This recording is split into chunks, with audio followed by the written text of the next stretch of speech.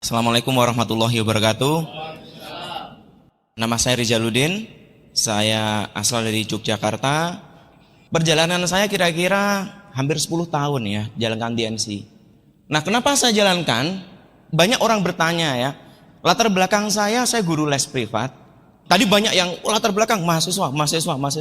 Saya juga mahasiswa 20 tahun yang lalu. Saya hampir 40, Bapak Ibu ya, usia saya saat ini. Ya, tadi saya perhatikan banyak sekali yang masih muda-muda, ngotot-ngotot, luar biasa. Saya salut, saya bangga ke teman-teman semuanya. Tepuk tangan untuk Anda, masih muda-muda ya. Kenapa saya jalankan usaha ini?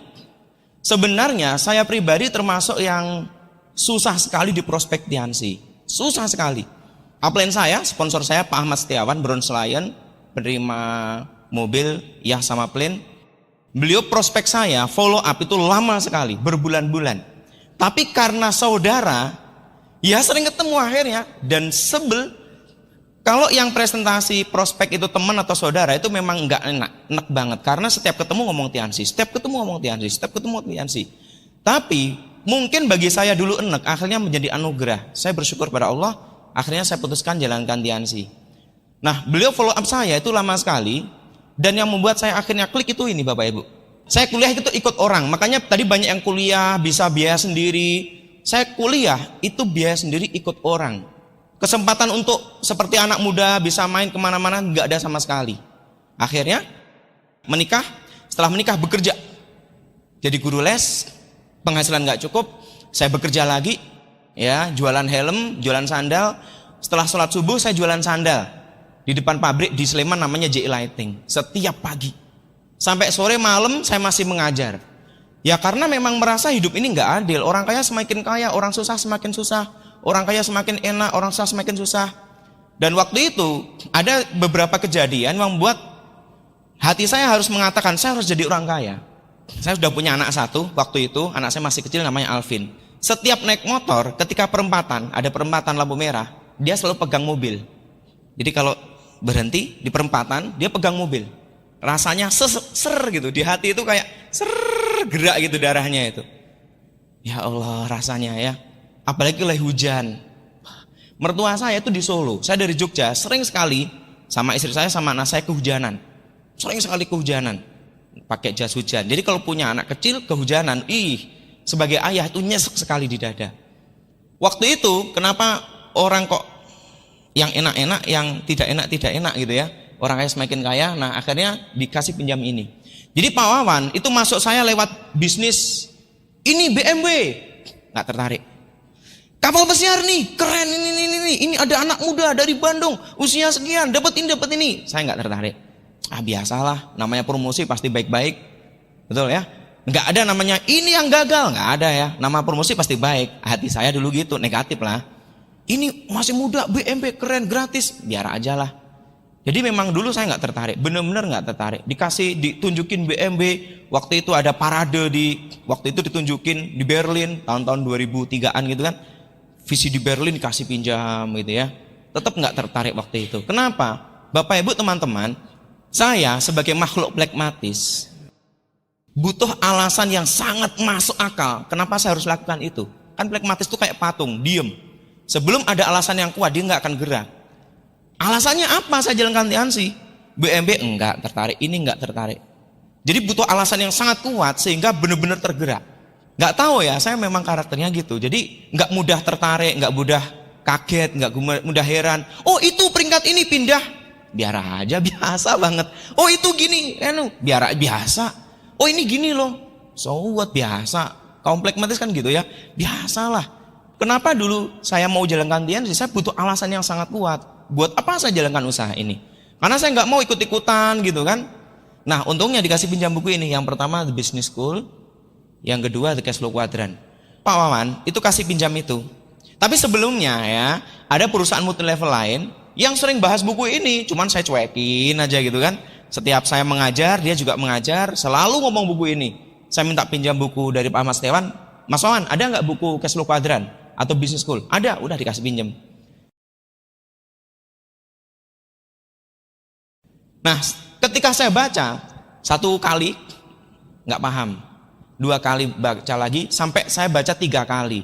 Akhirnya mulai paham betul, memang kenapa orang kaya semakin kaya, orang susah semakin susah, dan sebagainya.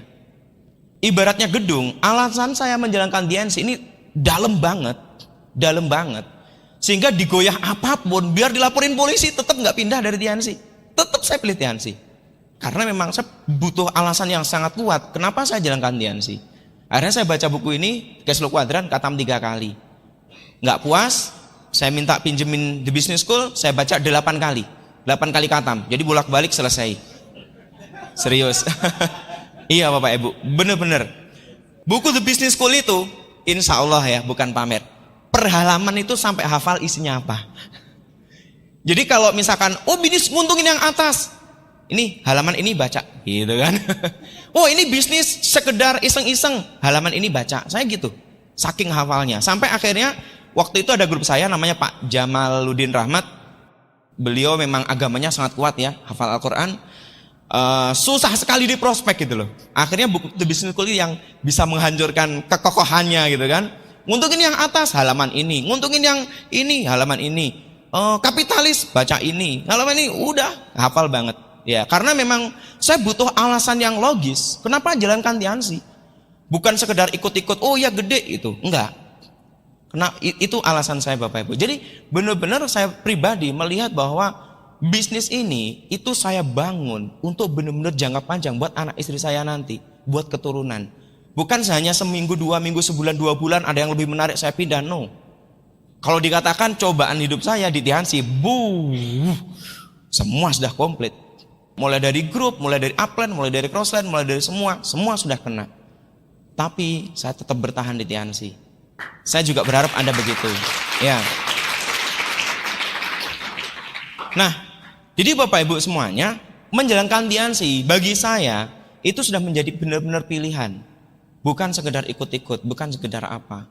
Saya perhatikan banyak grup saya ketika ada sedikit info goyah, sedikit ini bingung, dikit-dikit galau. Aduh, ini bisnis besar. Saya katakan bisnis besar. Besarnya itu besar jangka panjang. Bukan sekali-sekali. Ada yang begini, saya berkali-kali ya, minggu yang lalu masih ada yang nawarin gini, Pak, ayo Pak, saya baru ikut 2 bulan nih, udah 30 juta, udah 100 juta bonusnya. Saya baru 6 bulan nih, 400 juta, sekian dolar gitu ya. Ya gini, saya jalankan TNC, masuk usia 10 tahun di TNC. Kalau orang jalankan bisnis, baru 1 bulan, 2 bulan, 1 tahun, mungkin coba-coba. Tapi karena saya sudah masuk usia 10 tahun di usaha ini, bukan coba-coba, sudah keputusan. Pacaran seminggu putus, kan coba-coba kan. Kalau pacaran sudah ini kan serius gitu kan. Nyambung pacaran lagi ya, masalahnya masih muda-muda gitu kan. Jadi benar-benar saya udah serius sekali jalankan usaha ini. Bisnis yang saya perhatikan kata Robert Kiyosaki, itu bisnis yang besar tapi awet. Besar tapi hanya sesaat, saya juga tidak mau. Besar, tapi hancur lagi. Alah, aku tahu bonusmu berapa nih. Aku baru bulan pertama 200 juta. Iya 200 juta, bulan depannya berapa? Bulan depannya berapa? Tahun berikutnya berapa? Tahun berikutnya berapa? Kan itu yang terpenting. Jadi bisnis bukan hanya bulan ini bonusnya besar, bukan hanya saat ini gede banget nih. Oke, bonusnya gede. Bulan depan berapa? Tahun depan berapa? 10 tahun lagi berapa? Nah, karena yang saya pikirkan dari bisnis TNC itu seperti itu. Benar-benar saya perhatikan. Produknya oke, ya 6 pilar ya, 6 pilar. Saya kalau sering konsultasi ke Pak Louis itu selalu beliau mengatakan 6 pilar itu ya. 6 pilar bisnis TNC. 6 pilar ini yang saat ini sampai saat ini saya masih percaya. Karena rata-rata orang pasti nunjukinya bonus dulu. Nih bonusnya sekian, nih bonusnya sekian. Tapi produknya bagaimana? Kenapa Bapak Ibu? Ini saya perhatikan banyak sekali yang muda-muda. Grup saya rata-rata, ya rata-rata itu lebih dari separuh itu orang-orang yang usianya sudah di atas 30 semua. Banyak yang sudah 40, 50, 60. Jadi benar-benar yang saya harapkan mereka udah nggak main-main juga kadang-kadang. Benar-benar sudah kebutuhan rumah tangga gede mereka. Jadi sudah serius. Karena 6 pilar ini yang saya perhatikan, makanya saya jalankan TNC. Ditawarin yang lain saat ini nggak mau.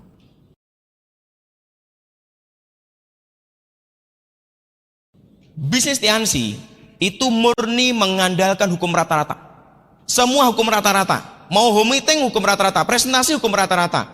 Nah, oleh karena itu bukan masalah bakat, bukan masalah pinter, bukan masalah usia, bukan karena keahlian, bukan, tapi banyak melakukan. Nah, ini saya kasih gambaran yang paling gampang, seperti dadu ini ya, punya sisi 6 sisi. Artinya setiap dilempar, kemungkinan untuk keberhasilan keluar angka tertentu, misalnya menginginkan angka 6, setiap dilempar keinginan angka tertentu itu semakin besar. Dilempar lagi, tentu angkanya lebih besar. Dilempar lagi, tentu angkanya lebih besar. Dilempar lagi, tentu angkanya lebih besar. Kemungkinan keluar angka yang diinginkan lebih besar. Jadi sebenarnya kalau ingin tahu rahasianya, selalu jawabannya apa? Presentasi. Saya sering sekali konsultasi ke Pak Luis. Pak, gimana Pak memperbesar grup saya? Lakukan aja lah banyakin meeting. Pengennya kan harapan beda gitu ya. Apa yang canggih gitu loh ya. Konsultasi ke director loh, saya BBM Pak Luis. Setiap saya tanya, Pak gimana Pak grup saya gini? Pengennya, mungkin Bapak Ibu ya teman-teman kalau ada grup atau bahkan Anda sendiri, selalu kalau konsultasi ke upline, pengennya sesuatu yang beda. Ini tuh canggih, ini cara tertentu beda nih, caranya beda nih. Sebenarnya sama caranya, yaitu banyakin, jumlahnya tingkatkan. Entah jumlah home meeting, entah jumlah cek kesehatan, banyakin aja. Yang penting banyak melakukan. Sebenarnya di situ. Nah, jadi Bapak Ibu, dimanapun itu, kapanpun itu, di lokasi manapun, mau Jakarta, mau Bandung, mau Jogja, sama banget. Saat ini saya lebih sering tinggal di Jawa Timur, di perkampungan banget, di desa itu. Sama aja kok ternyata. Kadang-kadang kan gini ya, mungkin kalau Anda tawarkan bisnis ini, tawarkan ke prospek gitu ya, tawarkan ke anak yang muda, kadang bilang, wah ini cocoknya buat ibu-ibu, produk kesehatan kan, ibu-ibu yang cocok. Taruhkan ke ibu-ibu, waduh kalau saya mah nggak ada kenalan, temennya sedikit, anak muda tuh yang banyak kenalan. Yang di Bandung, waduh di Bandung nih banyak orang tahu Tiansi, di kampung-kampung tuh yang gampang gitu kan. Yang kampung sama, di sini mah susah, produknya mahal, nggak bisa dijual. Sama sebenarnya, yang saya alami sama. Mau di kota, mau di kampung, mau mahasiswa, mau yang sudah ibu-ibu, bapak-bapak, kakek-kakek, nenek-nenek, hukum rata-rata tetap terjadi. Kalau orang tahu basic hukum rata-rata ini, sebenarnya ya, tidak ada orang frustasi di Tiansi. Hanya saja, memang ada yang bilang, tapi kan kalau orangnya lebih pinter ngomong, lebih jago ngomong, lebih berhasil, setuju. Kalau orangnya lebih kira-kira cakep misalnya kayak Pak Rizky gitu ya, tentu banyak lebih menarik gitu ya. Senyum aja join gitu kan. Join gitu. Ya tentu ada pengaruhnya gitu, tentu ada pengaruhnya. Tetapi tetap naik turun dari hukum rata-rata tetap berlaku, nggak akan jauh-jauh banget kok. Sama aja. Saya sering banyak sekali grup konsultasi, Pak gimana Pak grup saya ini Pak secara menaikkan, tetap sama ujung-ujungnya banyakin melakukan. Entah banyakin presentasi, banyakin home meeting, entah banyakin cek kesehatan, tetap di situ kuncinya. Nah Bapak Ibu semuanya, ya saya sendiri juga mengalami naik turun bis di usaha ini. Untuk menaikkan, banyakin juga melakukan. Enggak ada yang lain. Nah, supaya presentasi banyak, supaya grup yang join semakin banyak, pembelinya semakin banyak, tentu daftar nama. Saya pribadi, itu paling, saya ngomongin ke diri sendiri, saya termasuk orang yang tidak begitu peduli dengan daftar nama. Ada gampang lah, di BB juga ada, gampang lah. Tapi ternyata Bapak Ibu, saya pelajari dari kasus saya pribadi, dari grup saya sendiri, ternyata kunci penyebab musababnya grup tidak berkembang, ternyata daftar nama. Konsultasi nih grup, aduh Pak gimana saya tembus enggak ini, omsetnya kenapa gitu kan, kenapa nggak bisa begini, kenapa nggak bisa begitu, kenapa nggak bisa begini, kenapa nggak bisa begitu. Ujung punya ujung, saya cek lagi, presentasinya gimana? Banyak Pak, berapa? Wah pokoknya banyak lah, catet 3 gitu ya. Kok bisa presentasi cuma 3? Habis Pak daftar nama, nggak punya. Masa nggak punya daftar nama? Banyak daftar nama, buku telepon ada, Facebook ada, Twitter ada, WeChat tuh, shake. Wow itu sedunia ngumpul jadi satu. Prospecting saat ini bisa, apapun bisa dilakukan. Tetapi yang terpenting memang daftar nama ini itu menentukan nantinya. Konsultasi lagi, omset nggak tembus, omset nggak gede, target nggak masuk, ya ujung-ujungnya daftar namanya sedikit, ujung-ujungnya nggak banyak daftar nama.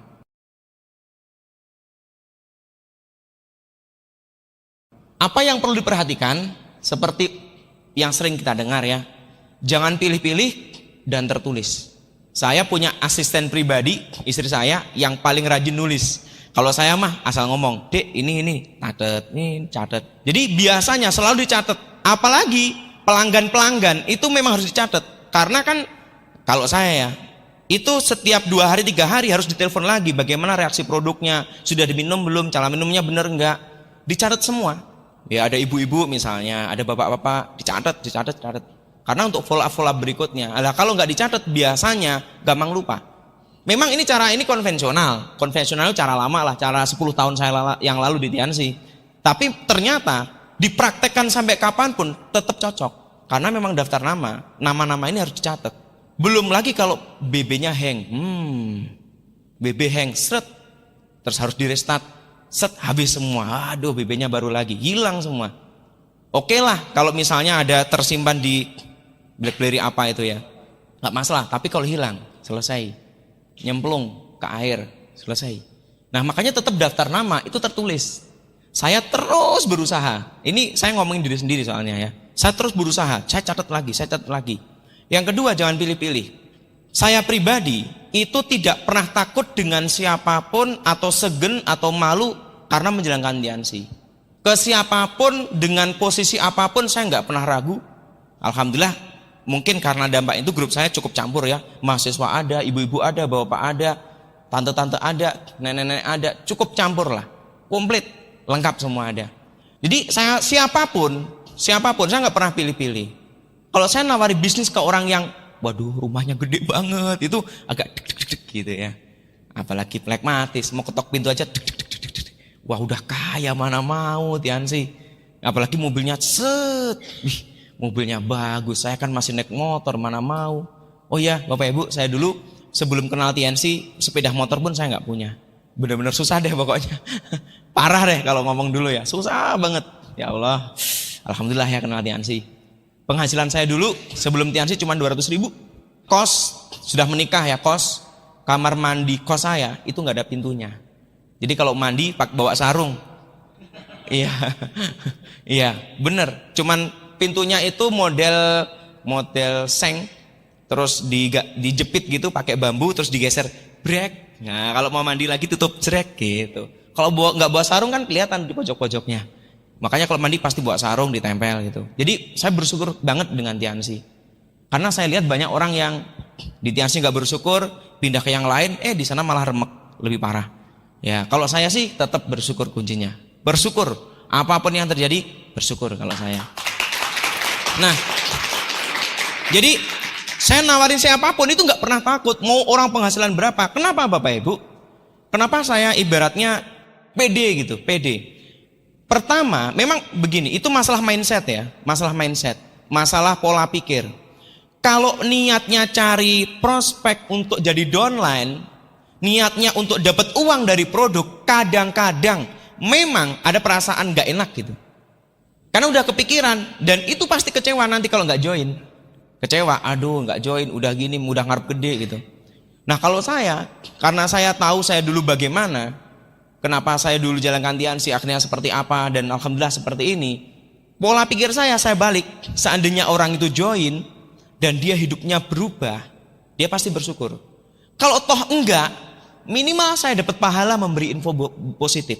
Orangnya nggak tertarik, orangnya nggak join, dia nggak beli produk. Minimal saya kasih info, Pak, kalau nanti butuh produk atau ada keluarga yang kurang sehat, Bapak bisa hubungi saya nanti. Jadi dalam otak saya menghubungi saya bukan biar dapat duit, enggak. Siapa tahu orangnya pakai produk dan sehat, bisa beri solusi. Orangnya nggak join dapat pahala. Kalau join dia dapat pahala, dapat duit, gitu. Bapak Ibu, alasan kenapa Robert Kiyosaki dan temannya namanya Mike, kenapa jalankan network marketing temannya Robert Kiyosaki? Robert Kiyosaki kan kaya nih di business school tuh. Dia punya teman yang sudah kaya raya. Kenapa jalankan network marketing? Nah, di situ ada alasan bahwa dia pengen bantu orang lain. Orang kaya, oke, dengan cara konvensional biasanya cukup sulit membantu orang lain yang levelnya bisa sama dengan dia. Contohnya direktur nih, mau bantu orang yang sangat susah nih, ekonomi susah kayak Rizal dulu ya. Untuk jadi dia kan sulit. butuh waktu, butuh pendidikan, butuh modal, butuh relasi, butuh mindset. Susah loh. Jadi orang kaya, orang sukses tuh susah. Gampang Tiansi, bener-bener gampang. Tiansi pokoknya ngotot, pokoknya kerja, pokoknya mau melakukan. Kalau menurut saya itu sudah 50% lah. Faktor keberuntungan, faktor berikutnya masih ada sih. Tapi untuk hanya modal itu aja, itu orang bisa berhasil. Coba kalau di luar, modal, teman, relasi, faktor keberuntungan juga ada, lingkungan, cuaca, banyak sekali. Makanya Bapak Ibu, biasanya orang untuk bangkit dari keterpurukan itu lama. Tapi kalau dari Tiansi, biasanya cepat. Biasanya cepat. Asal bertahan, asal mau inovasi, asal mau berusaha. Udah banyak contohnya, grup saya, bintang 5, omsetnya 1 juta, 2 juta. Bintang 7, omsetnya tiba-tiba hanya 10 juta, 5 juta. Ya, bintang 6, habis-habis gitu loh. Entah faktor apa. Untuk bangkit, cepet. Dia komitmen, rata-rata hanya butuh 2-3 bulan, gede lagi grupnya. Ya kan kita nggak tahu faktor X di bisnis itu apa. Kalau orang lain biasanya di luar sana untuk jatuh bangkit lagi sulit. Terus terang Bapak Ibu, saya pernah punya masa yang sangat jelek di Tiansi. Punya masa lalu yang benar-benar buruk. Tahun 2010-2011 itu masa tersulit, terjelek hidup saya selama di Tiansi. Banyak sekali masalah, full masalah. Wow, mulai dari rumah tangga, mulai dari teman, mulai dari upline, mulai dari downline, keuangan, jadi satu dah pokoknya.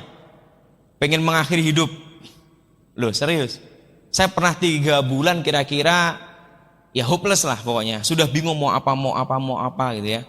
Jadi benar-benar waktu itu saya mengalami masa paling sulit dalam bisnis saya. Tapi untuk bangkit di Tiansi dibutuhkan waktu nggak lama. Yang terpenting apa? Mentalnya siap. Mental siap mau kerja, selesai. Jadi Bapak Ibu, waktu saya mau bangkit, saya kemana-mana naik motor. Tinggalkan mobil di rumah, di garasi. Kemana-mana saya naik motor. Naik bis, naik travel. Kenapa? Pengen jadi bintang 3, mental bintang 3. Oke, peringkat silver lion. Tapi saya mau kerja seperti bintang 3, mental seperti bintang 3, ngotot seperti bintang 3, closing seperti bintang 3. Saya pengen rasakan itu. Naik lagi, beres. Bahkan ini termasuk kemarin omset Tiansi termasuk terbesar. Saya juga mengalami hal yang sama dibanding dulu-dulu. Emang lumayan banget dibanding dulu. Ya. Nah, jadi Bapak Ibu, saya jalankan Tiansi itu pede banget, sangat pede. Mau ada orang rumahnya gede, dia berapa tahun jalankan bisnis. Oke, modalnya berapa miliar gitu aja. Pertanyaan berikutnya, oke, dia nggak kerja setahun, nggak kerja 2 tahun, bonusnya masuk enggak? Itu pertanyaan-pertanyaan simbol sebenarnya ya. Itu alasan kenapa di Tiansi. Saya 3 bulan loh pernah nggak ini ya ngomong jeleknya. Saya pernah 3 bulan benar-benar nggak begitu ngurus bisnis. Tapi secara bisnis, secara bonus itu nggak turun, nggak ada masalah. Karena benar-benar bisnis ini dibangun dengan sistem, dibangun karena 6 pilar. Coba kalau seandainya ada perusahaan, keluarganya bermasalah, hancur. Saya asli Jawa Timur, Blitar. Di sana ada perusahaan bis yang besar terkenal namanya Mandala di Blitar itu. Besar banget, pokoknya gede banget. Konflik keluarga habis. Ada pabrik rokok deket saya namanya Recopntung, itu di Tulungagung. Konflik sedikit habis. Saya rasakan betul kenapa saya itu sekarang semakin semangat, semakin pede. 3 bulan saya punya masalah berat sekali. Bisnis tidak masalah. Karena bisnis ini dikendalikan, digerakkan oleh benar-benar sistem.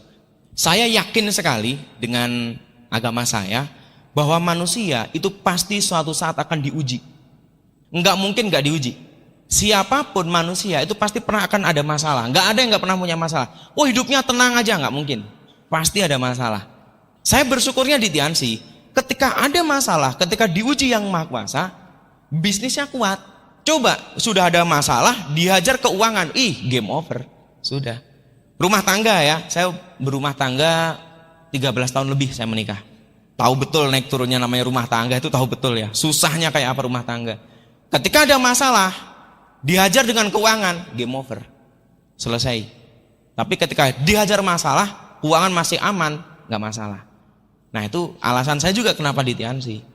Nah kembali lagi ke daftar nama.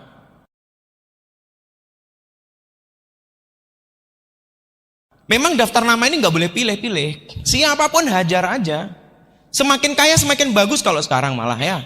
Kalau dulu semakin kaya semakin minder gitu kan. Kalau sekarang semakin kaya semakin bagus, closing produknya semakin gede. Wih, naiknya Fortuner bagus ini, closingnya grip semua pokoknya ya Pak Andika ya, beres grip semua. Kalau naiknya kecil-kecil, closingnya apa? Detoknya terus gitu ya. Aduh, jauh-jauh naik motor, naik mobil gitu kan, jauh banget. Cek aku live, oke ini gini. Cek tekanan darah sekian, cek kolesterolnya, wah oke kolesterolnya tinggi banget. Mas, produk yang paling murah yang mana ya? Itu pertanyaannya. Makanya kalau sekarang ada yang kaya, semakin kaya. Kalau dulu minder, sekarang seneng gitu, karena closingnya semakin gede. Pak, ini ada grip. Oh grip, tapi ada yang lebih bagus Pak. Setelah dibeli baru ngomong lagi gitu loh. Jadi setelah grip dibeli ngomong, ada yang lebih bagus Pak. Kalau Bapak mau matras, itu ujung-ujungnya. Iya, masuk setelah dibeli baru ngomong. Sebenarnya ada yang lebih bagus dari ini Pak. Yang lebih bagus lagi, misalnya orangnya beli teh. Yang paling murah apa teh? Ceritain teh kayak apa? Teng cerita. Setelah itu di atasnya lagi, ada yang lebih bagus dari teh Pak. Citosan gitu kan. Cerita apa manfaatnya? Betul. Saya baru pulang dari Kendari. Ya, baru bangun grup di Kendari sana. Begitu. Ketemu orang kerja di pertambangan, anaknya pembalap nasional gitu ya. Waktu itu saya ngobrol-ngobrol. Ketika saya ke sana udah beli citosan ternyata. Tawaran grip, udah punya grip, udah naik sampai matras akhirnya gitu. Ya kan begitu. Closing ini. Ada yang lebih hebat loh, lebih bagus dari ini produknya. Apa? Cerita di atasnya lagi. Nah itu kalau daftar namanya begitu. Makanya sekarang daftar nama semakin lengkap, semakin pede, nggak masalah. Karena memang Tiansi punya kekuatan bisnis dan punya kekuatan produk. Nah apalagi sekarang sudah keluar bisnis promotion yang sangat gampang itu untuk cerita. Saya punya teman SMA. Saya ceritakan Tiansi itu agak susah memahaminya. Saya keluarin bisnis promotion, gampang banget dia memahami. Oh jadi saya ikut produk sekian, terus ngajak teman sekian, produk boleh dijual, modal kembali. Terus cari 3 teman, bintang 4. Inilah gampang banget bisnis promotion. Jadi bintang 5, jadi bintang 6, jadi bintang 7, gampang sekali. Ya jadi memang sekarang ini menjalankan Tiansi menurut saya jauh lebih gampang dari dulu. Kalau misalnya ya buat daftar nama, ya biasanya pasti nanya gitu kan. Kemungkinan orang tahu Tiansi, kemungkinan belum tahu Tiansi. Kalau yang saya hadapi kebanyakan udah tahu Tiansi. Udah di situ pertarungan. Karena Bapak Ibu, saya paling suka itu apa ya? Logika itu seneng banget. Jadi logika gitu ya. Kenapa begini, kenapa begitu, kenapa begini, kenapa begitu. Jawabannya ini, jawabannya itu suka banget. Nah, potensi daftar nama itu banyak banget. Apapun mau ini, mau itu bisa sebenarnya membuat daftar nama. Kalau zaman dulu membuat daftar nama itu coba bisa diperhatikan rata-rata orientasinya bisnis saja. Awal-awal saya jalankan Tiansi itu rata-rata nggak tahu produk, sehingga setelah join produk di kos aja numpuk gitu, diminum lama-lama ya habis karena diminum, nggak ada yang dijual sama sekali. Tapi sekarang, wih keren sekarang ya. Nah, kalau sekarang daftar nama itu bisa nanti ada keterangan di sini, ditambahin lagi, ini bisnis atau produk. Kenapa Bapak Ibu? Kalau hanya produk saja, tentu tinggal ngomong produk. Tapi kalau produk dan bisnis, tentu akan sedikit berbeda pendekatannya. Nah, tetapi kalau saya ya, biasanya ketemu orang, ditanya, rata-rata jawaban saya konsultan bisnis dan konsultan kesehatan. Mas kerja apa? Saya konsultan gitu kan. Konsultan apa? Apa sih gitu ya? Kadang langsung nebak multi level, ya multi level gitu ya. Apaan? Tiansi. Oh Tiansi, udah tahu gitu kan? Udah tahu sih. Oh, tahu aja atau tahu banget gitu kan? Ya temenku ada pernah join. Oh terus gimana? Ya dia gagal sih. Bapak Ibu nggak tahu ya, saya kalau ketemu orang gagal, orang yang negatif itu seneng banget. Bukan karena saya suka, kalau saya gontok-gontokan biasanya pasti kalah ya. Tapi kalau main logika saya seneng banget. Orang gagal itu kan karena faktor 1, 2, 3 gitu kan. Faktor ini 2, 3, 4. Kenapa begini, kenapa begitu. Saya punya prospek ngobrol-ngobrol di situ. Mas kerja apa? Konsultan bisnis dan kesehatan. Oh kayak multi level gitu ya? Iya. Terus saya langsung ngomong Tiansi. Aduh mas kayak gitu gini negatif deh. Oh nggak masalah, sikat terus. Ya, kenapa Bapak Ibu? Sebenarnya kembali lagi kenapa saya pede banget dengan Tiansi? Karena kalau yang saya alami, saya bukan berusaha ya, saya menjalankan Tiansi itu apa adanya. Bagus saya bilang bagus, jelek saya bilang jelek. Ya, bonus saya gede saya bilang gede, kalau kecil saya bilang mau gede gitu. Bonusnya berapa? Udah dapat duit yang banyak. Mau banyak gitu saya bilang. Baru mulai ini serius nih. Kalau mau ayo bareng sama saya. Biasanya saya gitu kan. Alah buktiin dulu ya biasalah kan gitu biasanya. Jadi memang ketika membuat daftar nama itu kalau zaman dulu murni daftar nama untuk murni hanya presentasi bisnis. Kalau sekarang ada produknya. Bapak Ibu, saya benar-benar belajar dari bis ini itu banyak sekali. Ibaratnya dulu itu ya nggak tahu apa-apa lah mengenai bisnis, mengenai attitude, mengenai sikap, mengenai cara berpakaian, semua nggak tahu. Semua diajari oleh perusahaan Tiansi dan One Vision. Yang membuat betul-betul saya belajar dari usaha ini salah satunya search artikel Joe Chirac. Bagaimana beliau memperlakukan pelanggan, bagaimana itu saya pelajari betul. Saya masih belajar semuanya sih, tetapi saya betul bagaimana beliau memperlakukan pelanggan, bagaimana pendekatan ke pelanggan, bagaimana pendekatan pelanggan tapi anaknya dulu yang kena, pelanggan dulu tapi saudaranya dulu pendekatannya, pelanggan dulu orang tuanya yang kena. Misalkan mau closing nih anaknya nih, orang tuanya pegang dulu. Mau closing nih anaknya dideketin dulu. Banyak saya pelajari dari situ. Nah oleh karena itu, sekarang ini karena ada namanya pendekatan bisnis, ada pendekatan produk, meskipun ujungnya bisnis, ujung-ujungnya sih bisnis. Karena ujung-ujungnya bangun aset, kan nggak mau dong jadi penjual selamanya, nggak passive income. Kapan kalau nggak passive income? Terus jago selling gitu. Ada loh yang jago banget, saya sampai heran. Sehari dia bisa closing 3 juta, 2 juta, dan tiap hari dia keluar rumah. Bintang 6 nggak punya grup, grupnya cuma 2 orang. Iya, bintang 6 tapi terima Scoopy ditempel-tempel di mana-mana, hebat sekali. Tetapi saya bilang begini, Bu, ibu-ibu ya. Ibu hebat sekali. Tapi Bu, kalau Ibu dengan cara hanya ini saja, tanpa duplikasi sistem, tanpa duplikasi pertemuan, nah Ibu tetap kuadran kiri, kuadran S. Bu, boleh nggak tanya? Iya. Seandainya nih, Ibu repot seminggu nggak bisa jualan, kira-kira gimana? Aduh Mas, ya nggak makan Mas, nanti gimana begini? Nah itulah Bapak Ibu, meskipun pendekatannya nanti bisnis duluan atau produk duluan, kalau saya ujungnya tetap bisnis. Kalau saya ujungnya tetap bisnis. Kenapa? Ya karena maunya passive income. Saya ingat banget Pak Luis dulu sering kalau ngisi materi di Jogja gitu.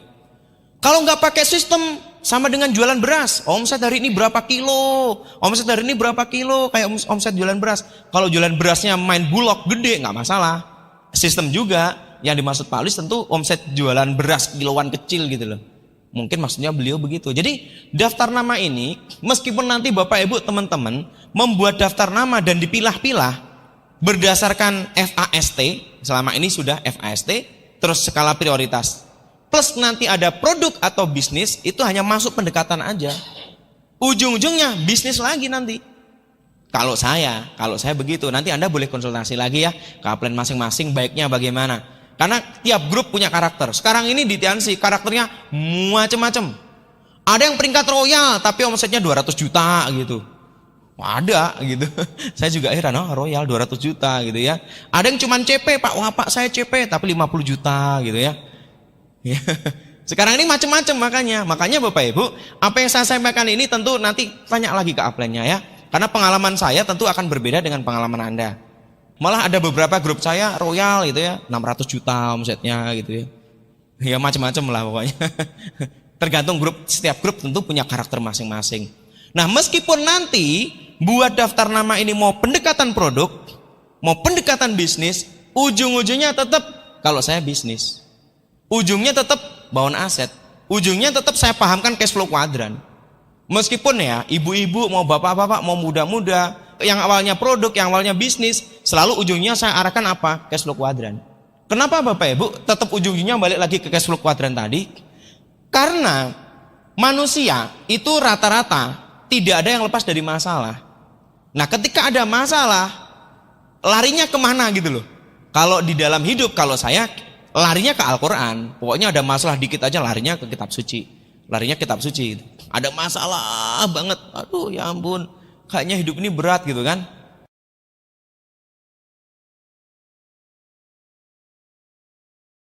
Udah, setel aja siapa gitu ya. Larinya ke situ. Sama dengan konteksnya bisnis tiansi. Ketika ada masalah, ketika ada begitu banyak problem, larinya kalau saya cash flow kuadrat business school. Makanya di tas saya ini selalu ada cash flow kuadrat business school. Selalu saya bawain. Ada ini di dalam. Selalu saya bawa. Ya, di pesawat saya baca, di mana saya baca gitu ya. Selalu saya bawa itu. Kenapa? Karena memang setiap ada masalah di usaha ini, saya ingat dulu, saya tujuan menjalankan tiansi untuk apa? Bangun aset. Oke, bangun aset butuh waktu, kesabaran.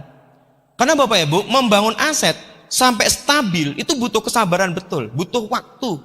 Kadang begini ya, Bapak Ibu, moga-moga Anda tidak mengalami apa yang saya alami. Saya berharap. Saya dulu punya bisnis stabil banget. Nah, ada masalah yang mengganggu bisnis, tapi bukan masalah di tiansinya, tapi masalah sama upline, masalah sama downline, sama crossline, sama keuangan rumah tangga, masalah banyak sekali. Ketika ada masalah, ini bisnis jangan terganggu. Gak boleh ganggu, gak boleh terganggu. Nah, ketika itu rujukan saya apa? Kitab suci cash flow kuadran gitu kan, kitab suci bisnis. Nah, Bapak Ibu semuanya, saya masih melihat banyak di teman-teman saya, grup saya juga banyak yang mudah menyerah. Saya juga heran ya, kenapa mudah menyerah? Mudah sekali putus asa. Nah, saya perhatikan karena begini, di TNC ini kan biayanya sangat murah, terlalu murah. Bahkan bisa dikatakan nggak punya duit juga bisa. Meskipun potensinya besar sekali potensi tiansi. Siapa bilang potensi tiansi nggak besar? Besar sekali. Cari uang di tiansi, kalau ngotot 5 juta Anda, itu bisa dikatakan lumayan gampang dibanding di luar sana gitu loh. Tapi karena awalnya permulaan bisnisnya rendah, modalnya rendah, biasanya mudah sekali orang mengeluh, mudah berhenti. Nah, kalau di TNC, saya perhatikan begitu. Apalagi di sini tidak ada bos, tidak ada orang-orang yang ngawasin. Kalau di luar sana biasanya kan ada bosnya gitu, semangatnya kerja. Gede gitu. Modalnya gede, wah semangat gitu. Atau begini ya, karena modalnya kecil tidak keren. Oh, bisa jadi. Bisnis saya apa? Kafe, modalnya berapa? 1M, keren dong. Bicara income gak kalah, belum tentulah. Saya punya temen, dia buka kafe, modalnya 2M. Dia bilang, keuntungan per bulan berapa? Ya bersih sekitar 1,5% lah, 2%. Berapa kira-kira? Ya sama tiansi gak kalah lah, sama BL 8 ke atas. 2M modalnya, tapi kan keren karena 2M-nya. Karena di sini modalnya gak gede, kadang-kadang gak keren juga gitu loh. Pencucian mobil, teman-teman saya rata-rata saya kenalan banyak yang pencucian mobil gitu-gitu. Memang modalnya gede-gede. Kalau di TNC ini kan gak kelihatan ya, kantornya gak jelas. Bener ya? Apalagi kalau di survei bank itu paling saya jengkel di survei bank. Kalau bank survei selalu tanya, Pak kantornya bagaimana? Pokoknya yang kantornya mana, ininya gimana, ini gimana. Saya bilang, Pak, Bapak butuh saya bisa bayar atau butuh kira-kira hanya sekedar itu? Kalau gitu aja nih ini kantor saya bisa aja. Yang penting kan bisa bayar. Keuangan saya bagus, rekening kan bagus.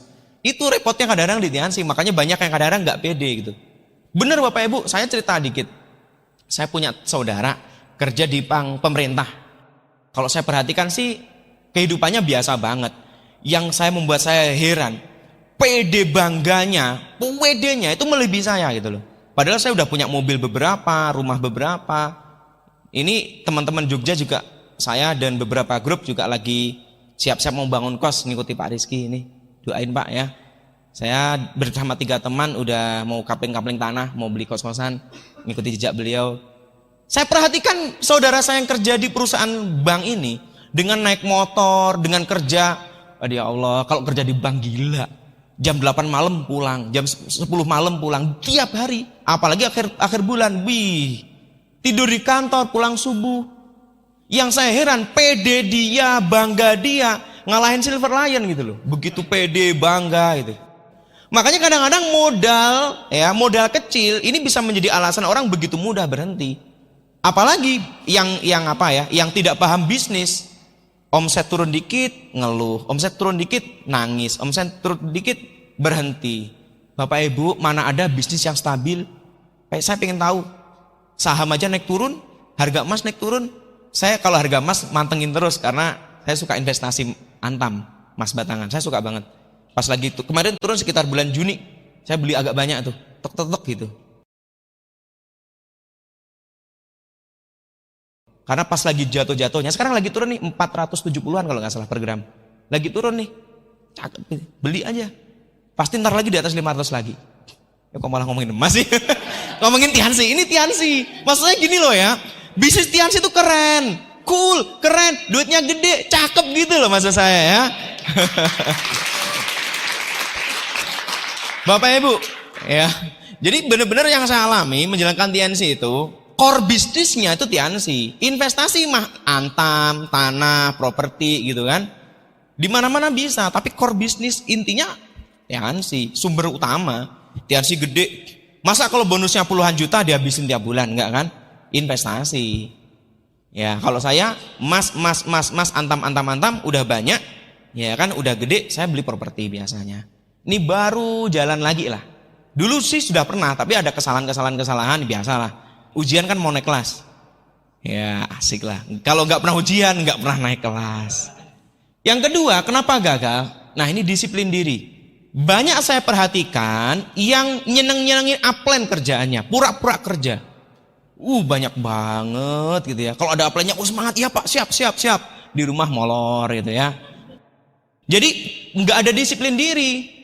Bapak Ibu, kerja di kantor ya, itu pasti disiplin diri. Saya pribadi itu begini, saya tuh suka sekali mempelajari orang gitu loh. Kenapa ya dia bisnisnya besar kayak Pak Jamal ya. Kemudian ini Pak Anggi ini, saya banyak belajar nanti lagi Pak ya, belajar Pak ya. Pak Rizky terutama, bisnisnya gede-gede. Karena baru aja ada New GL-nya Pak Hasibuan. Kenapa bisa begitu? Kenapa besar? Saya suka sekali mempelajari. Nah, biasanya pebisnis yang disiplinnya tinggi, itu memang perusahaannya bagus. Ada 2 toko nih. Yang satu pelayanannya ramah banget. Jam 7 udah buka. Jam 9, jam 10 baru tutup. Sampingnya agak sedikit judes. Bukanya agak siangan, tutupnya juga semaunya. Pasti lebih laris yang disiplin. Di Tiansi saya perhatikan juga sama gitu loh. Pagi-pagi udah set goal, cek downline ya, konsultasi upline, cek downline lagi. Yang disiplin seperti itu pasti bisnisnya besar. Nah, saya perhatikan karena di sini rata-rata nggak ada bos, nggak ada atasan, nggak ada ini, tutul semaunya. Ya nggak bisa Bapak Ibu. Karena kalau nggak ada disiplin diri ini nggak jalan. Apalagi sekarang saya. Kalau dulu masih ada upline gitu, masih upline deket banget lah ya di Jogja. Masih ketemulah beberapa hari sekali. Sekarang upline saya Pak Luis. Ketemu paling berapa bulan sekali. Ketemu jarang banget. Gimana mau nggak disiplin diri? Udah Rijal, kamu hilang pun omsetku juga utuh, selesai. Benar nggak? Ya paling kurang-kurang 1%, nggak ngefek gitu ya. Apa nggak bete seandainya begitu? Makanya nggak mungkin Pak Luis sesibuk beliau ngontrol saya, ngecek. Nah Bapak Ibu, apakah Anda harus ditanyain upline omset baru kerja? Kan nggak mungkin kan? Atau kira-kira upline suruh CPM baru CPM? Kira-kira gimana? Halo downline, CPM hari ini berangkat. OP yuk OP baru berangkat gitu. Nggak akan besar Bapak Ibu. Kalau Anda nggak punya disiplin diri, nggak akan pernah jadi bisnis besar, nggak pernah jadi upline yang hebat, nggak pernah punya bonus yang besar, nggak akan pernah jadi leader yang mandiri. Kalau nggak punya disiplin diri. Ya. Nggak tahu ya, saya apa sok-sokan atau gimana, tapi memang dari dulu jarang sekali yang ngandalin upline. Bisa dikatakan dibantu upline presentasi home meeting itu jarang banget. Saya katakan jarang, di bawah 10 kali lah dibantu upline. Bisa dikatakan nggak pernah, paling kalau upline telepon omsetmu berapa gitu. Tapi terima kasih ditanyain daripada nggak sama sekali kan. Tetapi yang poinnya bukan itu Bapak Ibu. Poinnya adalah disiplin diri ini. Ada atau nggak ada upline, ada atau nggak ada downline, ada loh yang model upline pura-pura juga kan, pura-pura kerja gitu. Kalau ada grup aja, sibuk apa gitu ya, nggak ada grup cool gitu ya. Ada loh gitu, model-model orang begitu. Jadi yang memotivasi dia pura-pura kerja itu bukan upline, malah grup. Ada grup itu terus apa sibuk apa pura-pura gitu ya. Nggak bisa. Saya benar-benar belajar dari yang saya alami selama menjalankan Tiansi, murni ini harus disiplin. Kalau nggak bisa, murni disiplin. Upline suruh CPM nggak disuruh berangkat, disuruh bagus, upline perhatian. Kemudian suruh ambil tiket EB, ambil, nggak disuruh ambil, tetap ambil. Itu yang saya pelajari begitu sih. Yang ketiga, penolakan. Ada yang putus asa istilahnya. Dan merasa bahwa menjalankan Tiansi ini bukan hokinya, nggak bakat. Kemungkinan cocoknya kerja di air kayaknya dia ya.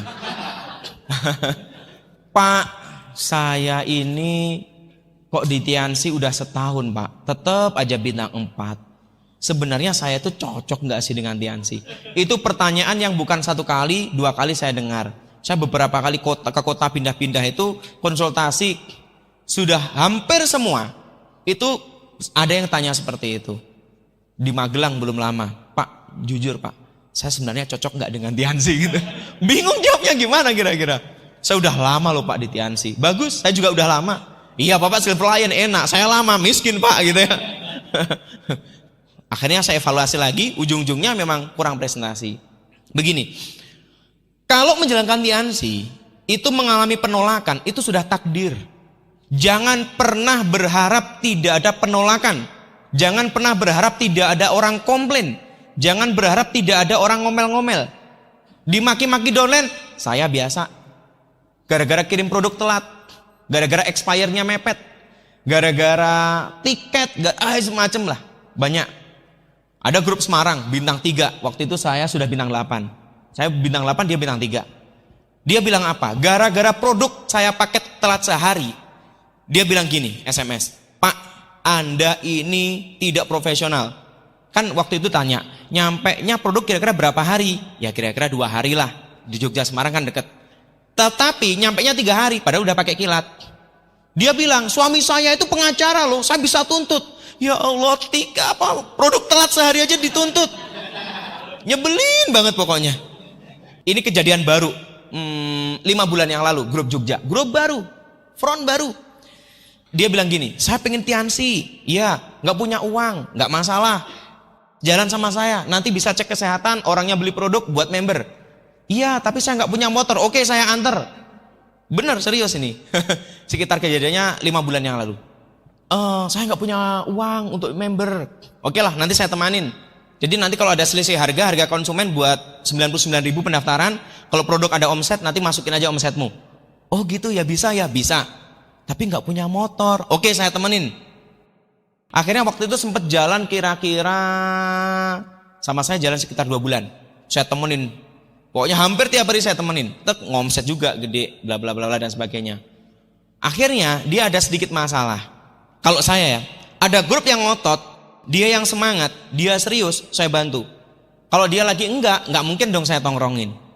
Saya keliling. Jadi saya ke Kendari, saya ke Surabaya, ke Malang, kemudian ke Jogja, muter-muter lah.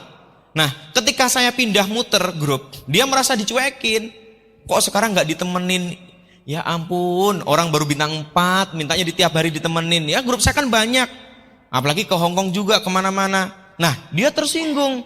Wah, sekarang nggak ini ya. Ngomongnya pokoknya nyakitin banget. Sekarang nggak perhatian ya. Sekarang ya sudah nggak mau bantu. Saya bilang, nanti coba siapkan jadwal home meeting presentasi. Saya atur jadwal saya dulu. Wah, sekarang sibuk. Bukan sibuk, grup saya emang gede. Kan tahu saya Silver Lion, saya bilang gitu. Jadwal saya kan banyak. Bener, saya bilang begitu. Tetapi dengan jawaban seperti itu, maunya ditungguin gitu loh, maunya ditemenin gitu. Ya repot kalau minta ditemenin terus. Akhirnya ngomongnya nggak enak. Wah, sekarang gini. Ngomongnya nggak enak banget lah pokoknya. Nyakitin banget. Gila, produk dikasih pinjam buat member. Buat closing, dia juga bisa dapat duit dari situ banyak. Plus dianterin, nggak pakai bensin, makan dibayarin, gila banget gak? Itu pun diomelin lagi. Jadi Bapak Ibu teman-teman, jangan berharap ya bahwa di Tiansi itu apa-apa mulus, enggak. Pasti mengalami hal-hal seperti itu, enggak mengenakan biasa gitu loh. Diomelin pelanggan, saya minum produk ini, kenapa nggak langsing-langsing? Iya kan. Kenapa saya udah habis sekian paket, tetap aja. Biasalah menghadapi hal-hal seperti itu. Jadi namanya proses penolakan, proses tidak menyenangkan, itu wajar di Tiansi. Apa ada petinju berharap nggak kena pukul gitu? Saya pengen jadi petinju, terus tapi nggak pengen dipukul, ya nggak bisa lah. Petinju gimana nggak dipukul ya? Ya pasti dipukul, itu wajar.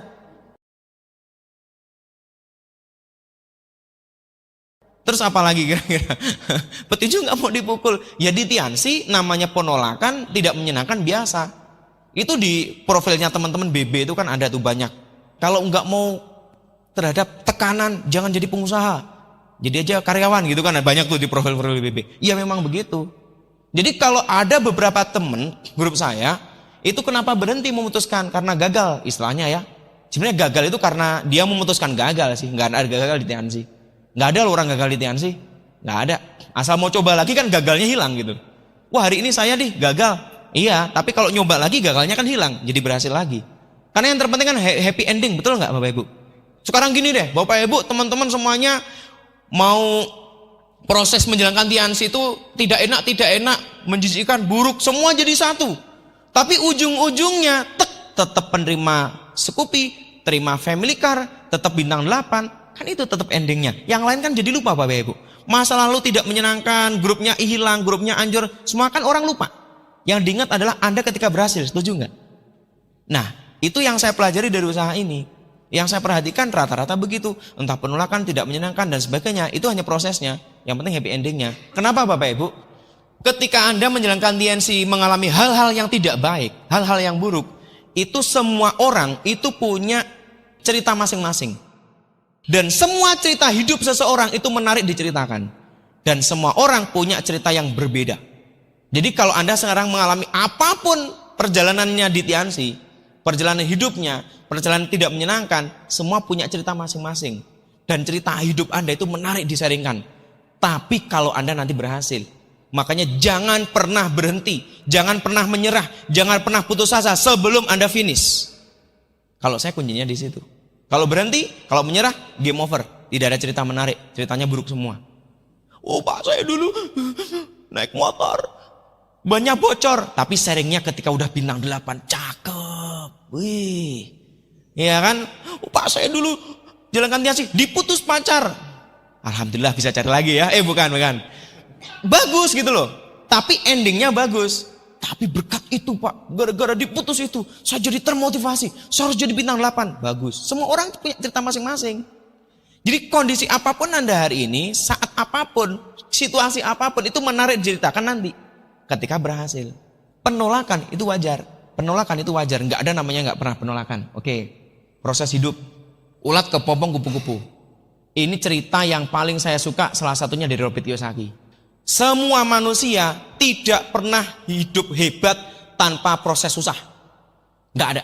Semua pasti mengalami masa sulit dulu sebelum jadi orang hebat, sebelum jadi orang sukses, sebelum jadi orang yang luar biasa. Pasti mengalami proses menjadi ulat awalnya yang sangat menjijikkan, buruk, kemudian diproses oleh hidup menjadi kepompong, kehidupan susah, kehidupan tidak menyenangkan, kehidupan yang tragis, kehidupan yang melelahkan, akhirnya suatu saat menjadi kupu-kupu yang indah. Saya percaya, hakul yakin ini. Hakul yakin di atas yakin. Yakin banget dah. Yakin banget. Semua manusia pasti mengalami ini. Tetapi banyak orang yang kalah ketika menjadi kepompong. Banyak yang berhenti ketika masih susah. Banyak yang berhenti ketika masih bintang 4. Banyak yang berhenti ketika masih bintang 5. Banyak yang berhenti ketika bintang 6. Menyerah ketika bintang 8, tragis. Menyerah ketika BL. Menyerah ketika GL, lebih tragis lagi. Ya, gara-gara set polu menyerah. Ada, cemen banget. Jadi prosesnya ini gitu loh. Jadi nggak ada namanya hebat jadi kupu-kupu karena tidak ada proses. Nggak ada. Semua pasti mengalami. Nggak tahu ya Bapak Ibu ya. Saya percaya sekali proses ini. Dan semakin menyakitkan proses itu, semakin berat, semakin sulit, mentalnya semakin bagus. Semakin berat, semakin sulit, semakin kehujanan, semakin bannya bocor. Ya, naik motor jauh, proses semakin tidak menyenangkan, mentalnya semakin siap. Kalau ada masalah, dia bisa siap hadapi. Tidak pernah mengalami proses jadi kepompong, begitu sulit. Kepompong itu kan kalau mau jadi kupu keluar itu kan ada jaring-jaring yang alot itu kan.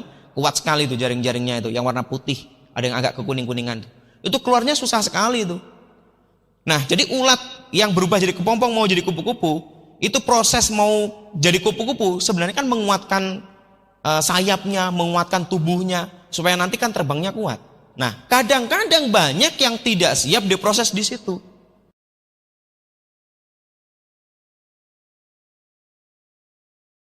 Ini pengalaman saya gitu loh. Tek, ada masalah dikit ngeluh, ada masalah dikit berhenti. Ya ampun, gara-gara upline lupa beliin tiket berhenti. Ya, sepele banget gitu loh. Ngambek gitu kan, merajuk. Upline sih gak beliin tiket, terus gak datang ke VS berhenti. Ya ampun, gara-gara tiket VS lupa beliin berhenti. Hal-hal kecil, gara-gara lupa gak dijemput berhenti. Kecil banget gitu loh ya. Semakin keras, semakin tidak enak, semakin tidak menyenangkan. Good, bagus. Nanti endingnya akan semakin indah. Ibaratnya bola, semakin ditekan ke bawah, mantulnya semakin tinggi. Itu yang saya rasakan. Memang sih ketika yang masih mengalami proses presentasi, omset nggak naik-naik, memang sedih sih, nyesek. Tapi kalau udah peringkat tinggi, omset turun dikit, alah, paling bonus turun-turun berapa sih? 2 juta, 5 juta, nggak ngefek lah. Tapi bagi yang masih baru-baru, yang ngandalin banget murni di situ, omsetnya belum begitu stabil, ya memang nyesek. Ya, tapi itu proses, nggak masalah. Memang yang saya rasakan, salah satu hal saya menikmati bisnis Tiansi, itu kalau saat ini ya, yang saya syukurin itu persahabatan pertemanan. Bapak Ibu kalau di grup saya itu Upline Dolen Group ya, ini ada grup saya namanya Mas Agus. Di grup saya bintang 6, 7, 8 saya main remi itu biasa gitu. Wah, main remi, saya Silver Lion ditutup sama bintang 3-nya, tepok Pak, kena itu. Biasa aja sih, nggak masalah. Tapi nggak tahu justru yang saya rasakan, bisnis ini dengan seperti itu menguatkan. Grup saya rata-rata paling kalau nongkrong ya warung kopi, main remi, udah. Kalau yang lain nggak ada yang kenal soalnya ya. Ya. Nah, jadi memang yang saya rasakan bisnis ini itu luar biasanya di situ. Kalau uang ada deh, masa kurang sih uang di situ? Hidup yang dicari apa sih? Kalau saya sesuai agama saya, di dunia bahagia, di akhirat bahagia. Di dunia baik, di akhirat baik. Baiknya di dunia itu apa sih? Enaknya makanan. Adalah di Tiansi. Kurang apa sih enaknya makanan di Tiansi? Apalagi ke konferensi ya di luar negeri. Apa sih nikmatnya hidup di dunia? Punya rumah ada kok. Mobil ada, mobil mewah ada. Apalagi nikmat dunia yang kurang gitu loh.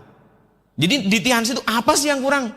Tapi sebagai nikmat di dunia yang diberikan Tiansi, kalau bagi saya udah cukup banget. Ya kan? Tidur, melek, bonusnya tetap gede gitu kan. Tidur, melek, grup luar negeri tetap gede gitu kan, tetap asik. Rumah bagus gitu kan. Ya untuk standar orang Indonesia lumayan mewah gitu kan, sudah di atas 1M. Terus kemudian mobil lebih dari 1. Kan kurang apa? Kadang-kadang saya bingung, teman-teman kurang bersyukur di Tiansi. Kemudian menariknya Bapak Ibu, di Tiansi ini persahabatannya kuat, temannya kuat, nggak ada saingan dah. Ya cuman kalau ada yang bonusnya gede, lebih gede, sedikit panas itu wajar lah ya Pak Rizky ya. Ada New GL itu tek gitu kan, cepet-cepet cari grip gitu ya. Ya wajar, tetapi secara umum saya melihat ini luar biasa bisnis. Bahkan saya ditanya temen, masih di Tiansi gitu kan? Kamu masih di Tiansi? Masih, kenapa? Itu denger-denger Tiansi rame terus di Twitter, di Facebook. Saya jawab gini, hari ini saya belum menemukan alasan kenapa saya berhenti dari Tiansi. Alasannya apa? Duitnya ada. Seluruh badan yang saya pakai dari Tiansi. Anak saya pakai Tiansi. Susunya anak saya, semuanya, istri saya, semua bajunya dari Tiansi semua. Dan sampai hari ini bonusnya juga masih puluhan juta, mobilnya masih ada beberapa, rumah juga ada, lebih dari 1 tentunya. Terus mau keluar Tiansi mau cari apa gitu loh. Kalau orang bilang belum 1M, oke lah, memang belum 1M. Tapi untuk sebagian nikmat di dunia, udah lebih-lebih dah. Kenikmatan dunia apa sih? Nginep hotel paling mewah, berapa sih hotel paling mewah? Tetap di Tiansi luar biasa. Makanya Bapak Ibu, saya jalankan Tiansi sampai hari ini, dan saya benar-benar berharap Tiansi ini menjadi bis kita semua, bis kita bukan hanya sekarang, bukan hanya saat ini, tapi jangka panjang. Dan Bapak Ibu, sebenarnya proses menjalankan Tiansi tidak begitu sulit. Lakukan terus, terus lakukan, jangan pernah berhenti. Karena leader itu benar-benar nanti akan ditemukan. Anda akan menemukan leader yang benar-benar militan nantinya. Entah di kedalaman berapa, entah di kelebaran berapa.